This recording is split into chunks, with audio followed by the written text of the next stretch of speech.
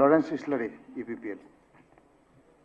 সন্মানীয় উপাধ্যক্ষ মহোদয়, আমাৰ কাৰণে এই বাজেট অঞ্চলত যি অসম বিধানসভাৰ বাজেট, এই বাজেটটো ইতিহাস হ'ল 4 মিনিট আপোনাৰ কাৰণ অসমৰ প্ৰথমগৰাকী মহিলা বিত্তমন্ত্ৰীয়ে বাজেট দাখিল কৰিছে।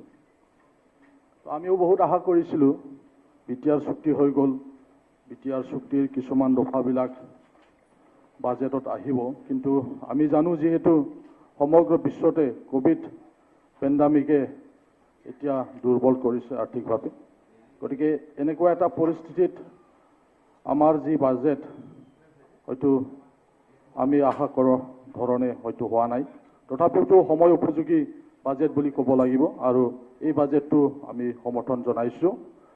তো অলপ সময় যিহেতু কম, অলপ স্বাৰ্থপৰ হৈ পেলাই মই নিজৰখিনিয়ে ক'ব বিচাৰিছোঁ, যাতে মন্ত্ৰীৰ কাইলৈৰ উত্তৰত যাতে কথাখিনি আমি গম পাওঁ। তো বড়োলেণ্ড কল্যাণ বিভাগৰ কাৰণে কিমান মঞ্জুৰি দিয়া হ'ল বাজেটত আমি দেখা নাপালোঁ। আমি শুনিবলৈ পাইছোঁ যে বড়োলেণ্ডত এতিয়া WPTBC ডিপাৰ্টমেণ্ট নাথাকিব।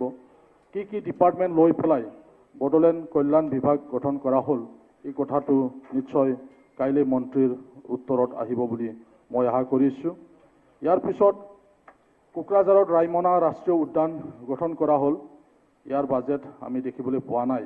যিহেতু নতুনকৈ এখন ৰাষ্ট্ৰীয় উদ্যান ঘোষণা কৰা হ'ল, ইয়াৰ আন্তঃগাঁথনি, ইয়াৰ নিৰাপত্তাকে আদি কৰি ইয়াত বহুতখিনি কৰিব লগা আছে। গতিকে স্পেচিফিক ৰায়মনা ৰাষ্ট্ৰীয় উদ্যানখনৰ কাৰণে এই বাজেটত কিমানখিনি ধাৰ্য কৰা হ'ল, এই কথাটো যাতে আহে তাৰ কাৰণে মই ক'ব বিচাৰিছোঁ।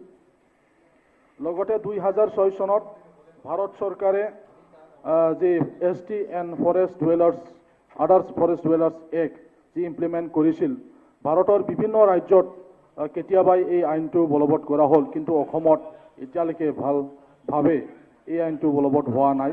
তো যোৱা সময়ছোৱাত আমি দেখিবলৈ পাইছোঁ, কাৰণ আমাৰ কোকৰাঝাৰত বা বিভিন্ন বড়ো অঞ্চলত ST বা আদাৰ্ছ ফৰেষ্ট ডুৱেলাৰ্ছসকলে এতিয়াও ভূমিৰ পাত্তা পোৱা নাই।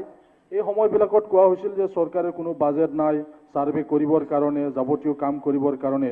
গতিকে ইয়াত যাতে মন্ত্ৰীৰ উত্তৰত এই কথাটো স্পষ্ট যেন আহে যে ভূমিৰ বন্দোবস্তি দিয়াৰ কাৰণে যি ব্যৱস্থা কৰা হৈছে, ইয়াত কিমানখিনি বাজেট ধাৰ্য কৰা হৈছে যাতে কামবিলাক হয়। কাৰণ ভাৰতৰ বিভিন্ন ৰাজ্যত ইতিমধ্যে হৈ গ'ল, অসমতো 2-এখন জিলাত হৈছে, কিন্তু বাকী জিলাবিলাকত হোৱা নাই। গতিকে ভূমি বন্দোবস্তি নোহোৱাৰ কাৰণে বহুত অঞ্চলত স্কুল কলেজ প্ৰাধিকৰণ হোৱা নাই। বহুত অঞ্চলত এনেকুৱা আছে যে চৰকাৰী কোনো সা সুবিধা পোৱা নাই। শোণিতপুৰ জিলাৰ আমাৰ বড়ো অঞ্চলবিলাকতো এনেকুৱা বহুত আছে য'ত মানে তেওঁলোকে MLAত ভোট দিব পাৰে, MPত ভোট দিব পাৰে, কিন্তু পঞ্চায়ত তেওঁলোকৰ নাই। গতিকে অতি সোনকালে আমি বিচাৰোঁ যে ভূমি বন্দোবস্তি দিয়াৰ যিটো কাম, সেই কামটো হয়, তাৰ কাৰণে স্পষ্টভাৱে বাইদেউৰ পৰা কাইলৈ উত্তৰত আমি পাম বুলি মই আশা কৰিছোঁ। Thank U.